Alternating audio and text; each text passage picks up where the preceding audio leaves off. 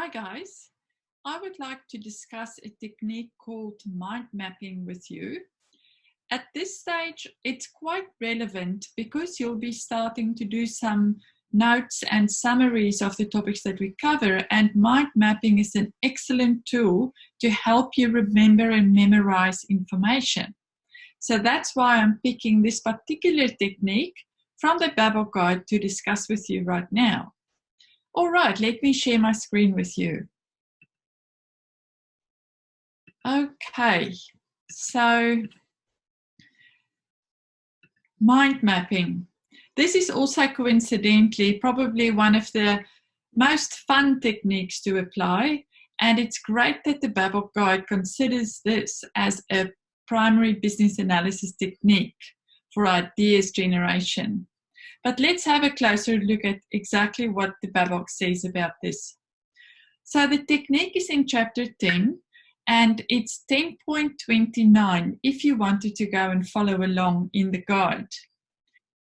You'll find that in the BABOK guide, there's a diagram. It's not the most creative diagram, but it is certainly explaining the basics of a mind map. So according to the BABOK guide, the purpose of a mind map is used to articulate and capture thoughts, ideas, and information. So if you look at the diagram that they've got here on the screen, you'll see that they start essentially with the main topic. And that's normally in a circle in the middle of your diagram. Then you go and you branch out and you break down the information into topics. Once you've got your topics identified, you can go further and break it down further into subtopics. And as you can see on this diagram, these topics and subtopics are then being basically connected with what's referred to as branches. Now, this is a very fluid tool, and you may have used it in the past in a different way, but essentially the idea is to become visual and make use of the power of pictures when you try and demonstrate information, but also try and memorize and understand information. Let's look at an example. Yes, and just once again, I am talking about this today because you can really use this as a study tool. But let's look at the practical example for our purposes.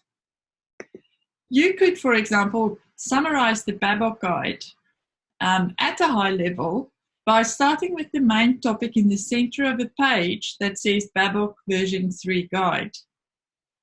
You then break it down into topics, and typically these could be the chapters and the knowledge areas, like what I've done here. And just keep in mind, my example is really just to illustrate how this technique works. It's not complete and it's not fully developed.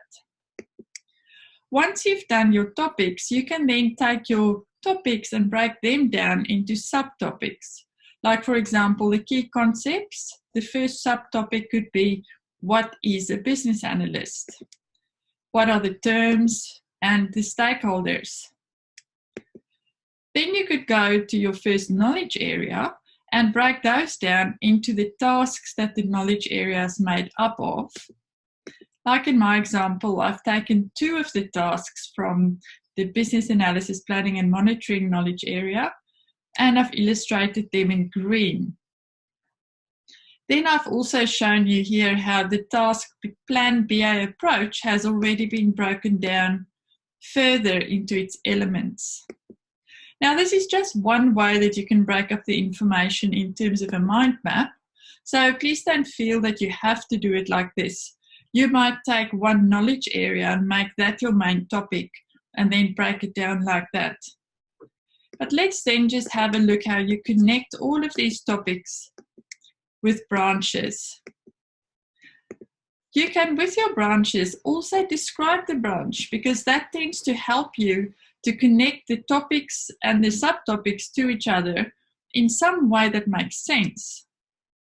So what I've talked about now is really the mechanics of a mind map.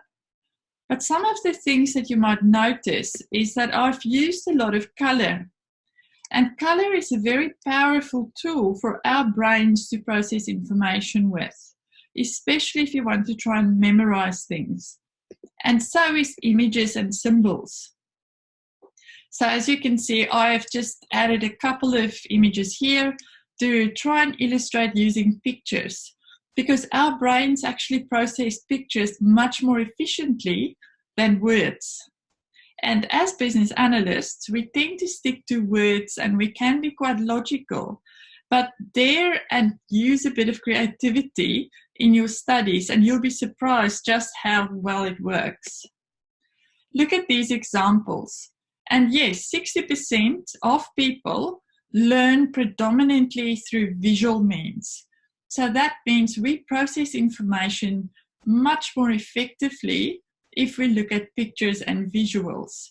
So in these two example mind map diagrams, you can see that they've used a lot of images and they've used a lot of color to break their main topics down into the different subtopics.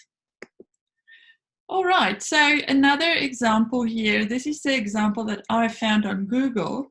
It's actually a very nice summary of all the different aspects of a mind map. So you use short keywords, use pictures, use anything that will help you remember and understand a particular point or topic area. Now, this is one that I've done a couple of years ago as a summary of one of the classroom trainings that I gave. So that was for Business Analysis Practitioner, an ECBA course, and this is really just breaking down all the different topics and subtopics that we covered during the classroom session. So as you can see, I'm not a great artist, but I try to use a lot of color and I try and make it all very non-linear by doing kind of fluent lines like that. And just another tip for those of you that love to do everything on your computer, there's a lot of power in actually doing it manually by drawing. Because you're physically doing something, it will help you to learn and remember the information a lot better. So just a tip, and I challenge you to try and be a bit more creative. Great, so your next steps. I'd like you to try and create your own mind map of each of the knowledge areas that we cover in the next few weeks. So use a lot of color, use pictures, use symbols, and practice this technique. You'll find that you'll probably end up using it at work as well. It's just such a good and easy way to communicate information. Also then, review your mind map every day and see how much you can remember. Remember how visual we are as humans. So make the most of that to help you study. So why not share a photo of your mind map in our Facebook group? I'm sure it will give us a lot of joy to look at each other's mind maps and see and inspire each other. Okay, great guys. Talk to you soon.